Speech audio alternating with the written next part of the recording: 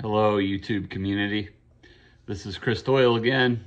We're going to continue our series, the short book, memoir, what you want to call it, that I've started. This series called Divorcing Christianity, Xianity. I just uploaded the first 2 chapters that I read to you.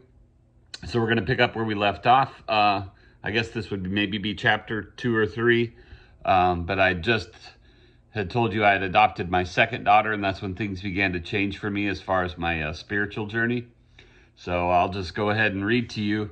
This is Deconstructing It All, the name of this chapter. What I considered my midlife crisis in my 30s around 2006 is what prompted me to leave the church. It wasn't an overnight decision, but one that took many months. The whole time I was still being used and abused by the church's music and youth ministry departments. They were too happy to have my free services offered as if they were unto God. And I did offer them as if they were unto God. Hold on, I lost my place because I was editorializing. Let me just read. But at the end of the first chapter, I mentioned the adoption of my second daughter. We brought her home at 3 days old from the hospital. Quite a blessing.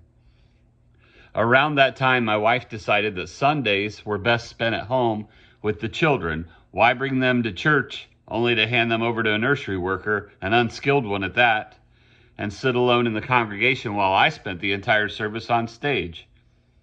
That did not fulfill her or really appeal to her in any way. It didn't take long for me to realize that I was giving up 5 hours on a weekend morning that was precious family time. My wife and I both worked 5 days a week, so we only had Saturday and Sunday all day with our daughters. Otherwise, they were in the care of a good friend of ours who ran an in-home daycare. I'm talking during the week. But we didn't wait 7 years to have children, only to abandon them 6 days out of 7. I finally got the hint and saw things from her perspective and decided that I was wasting too much time. Why? It wasn't appreciated, not financially anyway. I did it for free. I had been giving away my talents for 18 years, so I quit. That began the slow process of deconstructing my Christian faith. I began looking at alternative forms of Christianity, and at the time, the emerging church, such that I found on the ooze, appealed to me. At the time, we had befriended another couple with 3 daughters who were at the same place in their spiritual journey, still seeking truth just outside the traditional church. We joined forces with them to start what we considered a home church. We picked a home once a month in which to gather and fellowship and share a meal. And during that time, we also pulled our resources together, and the money that we would have put into the offering basket at church, we put into a community pot. It was the host family's job to find a good use for that collected money as they felt led. Then they would get to tell the story of how they used the money at the next monthly home church. But this fell apart after a few months. Too many egos, I guess. And as I said, I was suffering a midlife crisis. The newness and euphoria of becoming a father had worn off. The deep-rooted problems in my marriage bubbled right back to the surface. I believe the daughter's entrance into our life gave us a brief respite and a distraction. We had tried marriage counseling, but it had failed us, and I was once again unhappy, though not depressed or suicidal, and I began looking outside my marriage for fulfillment. A subsequent affair nearly broke up my marriage and led us away from where we lived. And during my online search for a new community of faith, I befriended some Indianapolis hometown peeps who believed as I did. I determined I wanted to move back home partly because of those new friends, but mostly because my family still lived there and we needed a support network to help with our children. I wanted to give my daughters the benefit of living closer to my family, who they had only visited for short periods of time as they lived 12 hours away. Now we wouldn't live more than 45 minutes away from any member of my immediate family. Those friends who I'd connected with online were at an emergent church in Indianapolis called The Gathering Place. That's where I befriended the Broadus family. They became part of our support network.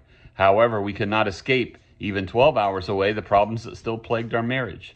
We had given up on counseling at that point. So 4 winters later, we decided we needed to be in South Florida.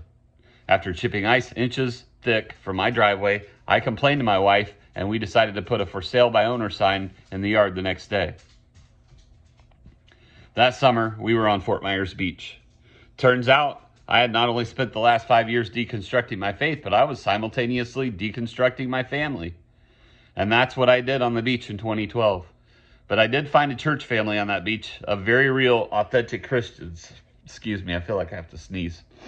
Dog here. Sorry. That was the dog you heard rattling a minute ago. So anyway, on the beach, we found a family of real, authentic Christians who were raised in the Midwest. The pastors were raised in the Midwest. I need to alter that part. In fact, the pastor of that church became my best friend and walked through my divorce with me in 2013. Though I occasionally attended his church and really loved his church family, I no longer considered myself among the believers. I had too many doubts and too many scars from the 18 years of religious trauma and abuse. I was quickly on my way to atheism. The next chapter in the works, as I've got it to this point, I've titled Critical Thinking. We'll read this chapter and then we'll call it a day. Like I said, I've always been a seeker of truth. Seekers always start with the question, why? Humankind started asking why we are here once we evolved and obtained critical thinking skills. Even as I dove into the Bible with my concordance, I began to ask why certain translations of the Hebrew were chosen for passages. Did we get the meaning right? What is truth? As my pastor was explaining how the New Testament dovetails into the Hebrew Old Testament, I was in school learning of the Hellenization of the Jews. This Greek wave of influence, ripe with myths and ancient lore, swept Judea around the time of Christ. How must that have influenced the gospel? Then I took a class called Intro to New Testament taught by a Jewish professor at Florida State University. That opened my eyes a lot to the teachings of a Jewish rabbi and how his Jewish audience might have received or perceived it. I went to college at the liberal arts college that hyper-encouraged my questioning of everything. You can't really understand your faith unless you break it down. And I was honing my critical thinking skills. Maybe there was more to this story of Jesus than I had even considered. Through my study of religion, which became my minor in college, I quickly realized that other belief systems are completely valid. Unlike my fundamentalism, I was taught to believe at home and in church that other religions are evil lies and other gods are false gods. There's even a commandment against loving these false gods. But I began to look at other faiths in a whole new way.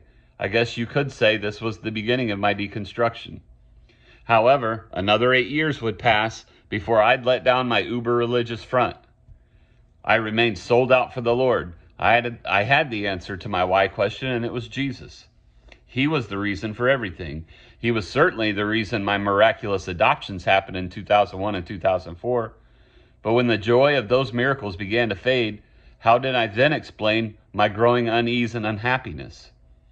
Beyond that, how did I explain all the other childless couples in the world who prayed for similar miracles? Why didn't Jesus perform for them? I'm not all that special. And on a larger scale, why the Holocaust? Other genocides, human suffering of all kinds around the globe, and evil in the world. I had it up to here with blaming everything on the devil and humankind's evil nature. I first lost my belief in the devil. I gained a belief in humankind. After all, if we are so malicious and evil, why did he teach that we should look for him in the faces of the downtrodden, the sick, the homeless, or the widow? He taught that whatever I did for them, the least of them, ... My Christianity began to grow a heart, so that by the time we started the ill-fated home church, I honestly believed we could do more good outside of the traditional church. I questioned what good it did to put the offerings of the congregation into heating and cooling a strip mall-sized church for 7 days a week when the cavernous worship hall was used twice in that week. That seemed a waste of God's resources to me. Were the homeless being housed and fed there? Were orphans taken in and clothed? Or did it just serve to make privileged folks from the middle and upper class feel holy? Was it their crack house once per week? I began having more questions. All right, folks, that's all for today's episode. Divorcing Xianity, Christianity is the working title of my short little book here. Well, we're about 3 or 4 chapters in. I appreciate you taking the time to watch. Check out my raw and unfiltered videos. This is the Christmas edition. We got our tree up the day before Thanksgiving. But there will be more of these to come. It's a series now that I expect to be 2 or 3 more videos. But I've got other stuff on deconstructing my spirituality. Go back a few videos and find those. All of it's raw and unedited because I don't use the tools to edit these videos or to make my cool looking thumbnails with titles and graphics. Nope, it's just more rants from a grumpy old man in South Florida. And I hope you appreciate the time I take to make these videos. And yeah, I'll get better at doing the whole editing thing one of these days, and you'll get cool little thumbnails and clickbait. But right now, it's just me sharing my heart, sharing my story, because I do intend to turn this into a book one day, and you guys will be able to get this in printed form once I get it done. And we're getting close. I feel like I'm at least halfway there. So love you. Peace out from Fort Myers Beach. Happy holidays, everybody.